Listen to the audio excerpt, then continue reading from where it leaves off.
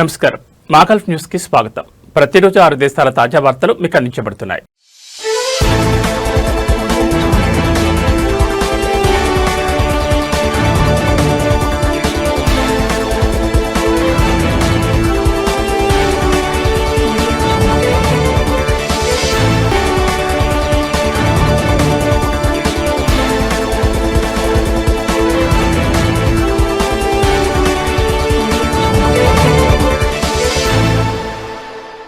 ఒబెసిటీతో బాధపడుతున్న పెద్దలకు దీర్ఘకాలికంగా బరువు తగ్గించడంతో పాటు తగ్గిన బరువును కొనసాగించేందుకు ఉపయోగించే తొలి ఓరల్ డ్రగ్ ఫాండయోన్ నమోదుకు సౌదీ ఆహార ఔషధ ప్రాధికార సంస్థ ఆమోదం తెలిపింది. ఆర్బోగ్లిఫ్రాన్ అనే పదార్థం కలిగిన ఈ మెడిసిన్ను ఆరోగ్యకరమైన ఆహారం, క్రమం తప్పని వ్యాయామంతో పాటు ఉపయోగించాలని ఎస్ఎఫ్డిఏ సూచించింది. ఒబెసిటీ లేదా అధిక బరువుతో పాటు కనీసం ఒక బరువు సంబంధిత ఆరోగ్య సమస్య ఉన్న పెద్దలకు ఈ మందు ఉపయోగపడుతుందని వెల్లడించింది. ఈ మెడిసిన్ గ్లూకాగాన్ లైక్ పెప్టైడ్ రిసెప్టర్లను ఉత్తేజపరచడం ద్వారా ఆకలిని నియంత్రించడంతో పాటు రక్తంలో షుగర్ స్థాయిలను బ్యాలెన్స్ చేస్తుంది. దీంతో ఆహారం తీసుకునే పరిమాణం తగ్గి దీర్ఘకాలిక బరువు తగ్గేందుకు సహాయపడుతుంది. ఇతర GLP-1 చికిత్సలతో పోలిస్తే ఇది రోజుకు ఒక్కసారి నోటి ద్వారా తీసుకునే పిల్ కావడం విశేషం. ఈ మెడిసిన్ భద్రత, ప్రభావం, నాణ్యతపై సమగ్ర పరిశీలన అనంతరం 72 వారాల పాటు నిర్వహించిన 2 కీలకమైన 3వ దశ క్లినికల్ పరీక్షల ఫలితాల ఆధారంగా అనుమతి మంజూరు చేసినట్లు ఎస్ఎఫ్డిఏ తెలిపింది. ఈ మందు వాడిన వారిలో వికారం, మలబద్ధకం, విరేచనాలు, వాంతులు, అజీర్ణం, కడుపు నొప్పి వంటి జీర్ణాశయ సంబంధ దుష్ప్రభావాలు ఎక్కువగా కనిపించాయని ఎస్ఎఫ్డిఏ తెలిపింది. అలాగే కడుపుబ్బరం, జుట్టు రాలడం, అలసట వంటి సమస్యలు కూడా కొందరిలో నమోదయ్యాయి.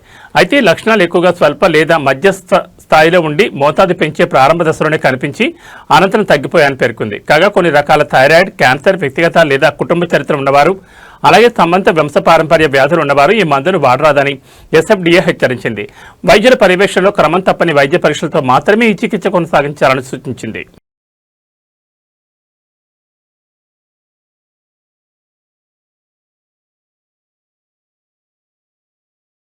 ఖతార్లో ప్రజా భద్రతను మరింత పటిష్టం చేసే దిశగా అంతర్గత వ్యవహారాల మంత్రిత్వ శాఖ కీలక నిర్ణయం తీసుకుంది.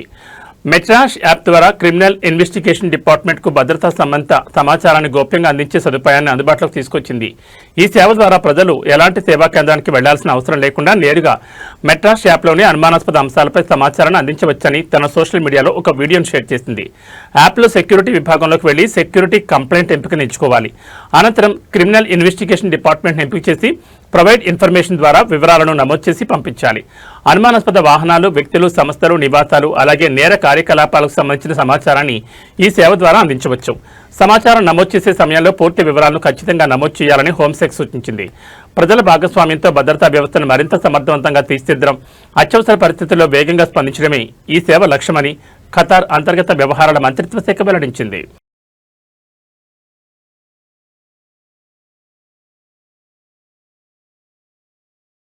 అంతర్జాతీయ చమురు ఉత్పత్తి దేశాల కూటమి OPEC ప్లస్ కీలక నిర్ణయం తీసుకుంది. సౌదీ అరేబియా, కువైట్, ఒమన్తో పాటు మరో 4 సభ్య దేశాలు సెప్టెంబర్ నుంచి రోజుకు 1.88 లక్షల బ్యారెళ్ల చమురు ఉత్పత్తిని పెంచేందుకు అంగీకరించాయి.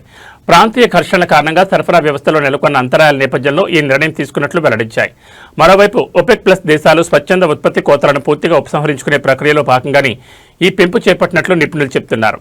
అయితే హోర్ముజ్ జలసంధిలో కొనసాగుతున్న పరిమితుల కారణంగా తక్షణ మార్కెట్ ప్రభావం తక్కువగానే ఉండొచ్చని రీస్టార్డ్ ఎనర్జీ అనలిస్ట్ జార్జ్ లియాన్ అభిప్రాయపడ్డారు.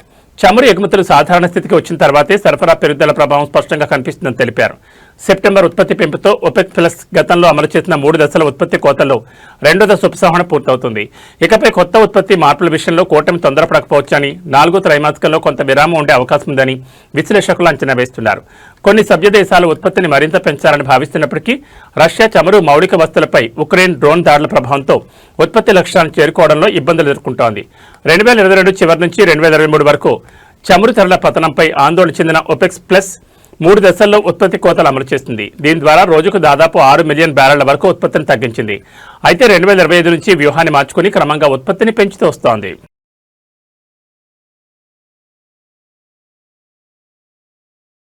ప్రయాణాలకు వెళ్లే ముందు ఇళ్లలో విద్యుత్, నీటి వినియోగాన్ని తగ్గించేలా తగిన జాగ్రత్తలు తీసుకోవాలని కువైట్ విద్యుత్, నీరు, పునరుత్పాదక ఇంధన మంత్రిత్వ శాఖ ప్రజలకు సూచించింది.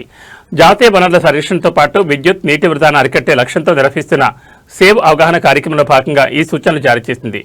సెలవుల సమయంలో కుటుంబాలు ఇళ్లకు దూరంగా ఉండే నేపథ్యంలో ఇంటి నుంచి బయలుదేరే ముందు అవసరం లేని విద్యుత్ పరికరాలను ప్లగ్ల నుంచి తొలగించాలని సూచించింది. అలాగే అన్ని లైట్లు ఆఫ్ చేయడం, ఎయిర్ కండిషనర్ను 27 డిగ్రీల సెల్సియస్ వద్ద సెట్ చేయడం లేదా అవసరం లేకపోతే పూర్తిగా ఆఫ్ చేయడం, వాటర్ హీటర్ను నిలిపివేయడం, ఇంట్లో నీటి పైపుల్లో లీకేజీలు ఉన్నాయో లేదో పరిశీలించడం వంటి చర్యలు తీసుకోవాలని తెలిపింది. ఈ జాగ్రత్తలతో విద్యుత్ నీటి వినియోగం తగ్గడమే కాకుండా విద్యుత్ బిల్లులు తగ్గుతాయని, ఇల్లు ఖాళీగా ఉన్న సమయంలో భద్రత కూడా మెరుగుపడుతుందని మంత్రిత్వ శాఖ పేర్కొంది. అంతేకాకుండా జాతీయ వనరుల పరిరక్షణకు తోడ్పడడంతో పాటు కువైట్ విద్యుత్ నీటి సరఫరా వ్యవస్థల సామర్థ్యాన్ని పెంపొందించడంలో కూడా ఇవి దోహదపడతాయని వెల్లడించింది. ప్రజల్లో బాధ్యతాయుత వినియోగంపై అవగాహన కలిగించే సేవ్ ప్రచారాన్ని కొనసాగిస్తామని, విద్యుత్ నీటి వంటి విలువైన జాతీయ వనరులను పరిరక్షించడంలో ప్రతి ఒక్కరూ భాగస్వాములు కావాలని మంత్రిత్వ శాఖ పిలుపునిచ్చింది.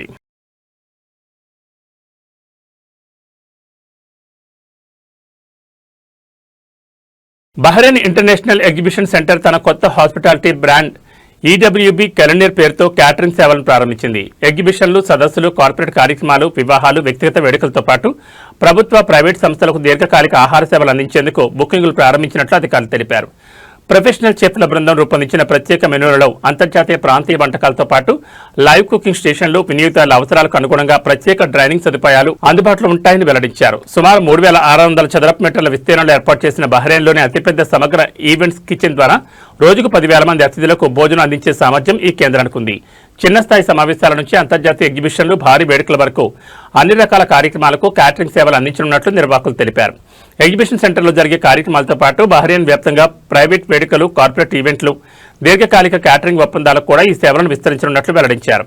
ఈ సందర్భంగా Bahrain world exhibition centre events manager Ali Turani మాట్లాడుతూ అతిథులకు అత్యుత్తమ ఆతిథ్య అనుభవాన్ని అందించాలనే లక్ష్యంతో ఈడబ్ల్యూబీ కలివ్నేర్ను ప్రారంభించినట్లు తెలిపారు. ప్రపంచ స్థాయి ఎగ్జిబిషన్లు, సదస్సులు, విలాసవంతమైన వివాహాలు, ప్రైవేట్ వేడుకలకు అనుగుణంగా విభిన్న మెనూలను రూపొందించినట్లు పేర్కొన్నారు.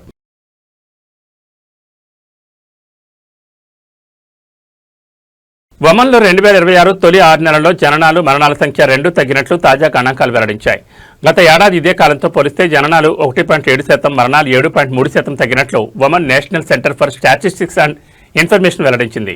గణాంకాల ప్రకారం జూన్ చివరి నాటికి ఒమన్లో మొత్తం 32,405 మంది శిశువులు జన్మించారు.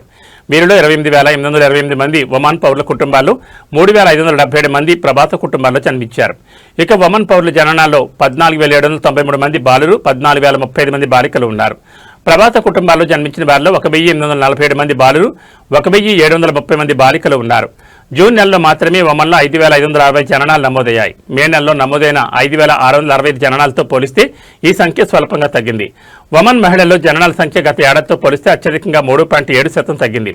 ఒమన్ పురుషుల జననాల్లో మాత్రం 0.3% పెరుగుదల నమోదైంది. ప్రవాసుల్లో జననాలు 2% తగ్గాయి. మరోవైపు దేశవ్యాప్తంగా మరణాల సంఖ్య కూడా తగ్గుముఖం పట్టింది. జూన్ చివరి నాటికి మొత్తం 4,590 మరణాలు నమోదయ్యాయి. ఇది 2025తో పోలిస్తే 7.3% తక్కువ. ఒమన్ పౌరుల్లో మరణాలు 6.6% తగ్గి 3,646కు చేరుకున్నాయి. ఇందులో 2,106 మంది పురుషులు, 1,540 మంది మహిళలు ఉన్నారు. ప్రవాసుల్లో మరణాలు 9.9% తగ్గి 944కు చేరాయి.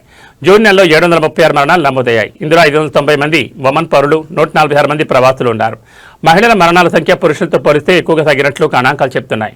ఒమన్ మహిళల్లో మరణాలు 10.6%, పురుషుల్లో 3.8% తగ్గాయి. ప్రవాస మహిళల్లో మరణాలు 16.7%, పురుషుల్లో 8.3% తగ్గాయి. ఈ గణాంకాలు తాత్కాలికమైనవని, ఒమన్ వెలుపల చోటు చేసుకున్న జననాలు, మరణాలను ఇందులో చేర్చలేదని ఎన్సీఎస్ఐ స్పష్టం చేసింది.